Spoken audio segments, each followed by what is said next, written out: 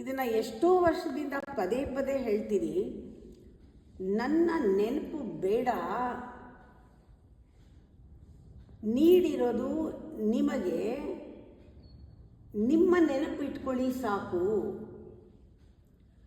ಬುದ್ಧ ಇರ್ಬೋದು, ಕ್ರಿಸ್ತ ಇರ್ಬೋದು, ರಮಣ ಮಹರ್ಷಿ ಇರ್ಬೋದು, ಶಂಕರಾಚಾರ್ಯ ಇರ್ಬೋದು, ಶ್ರೀಧರ ಸ್ವಾಮಿಗಳಿರ್ಬೋದು, ಅವ್ರು ಯಾರೂ ಸಹಾಯ ಮಾಡಲ್ಲ. ಅದಕ್ಕೆ ನಿಮ್ಮನ್ನು ನೀವು ಮರಿಬೇಡಿ. ನಮ್ಮನ್ನೆಲ್ಲರೂ ಎಲ್ಲ ಗುರು ಪರಂಪರೆ ಮರೆತು ನಿಮ್ಮನ್ನು ನೀವು ಮರಿಬೇಡಿ.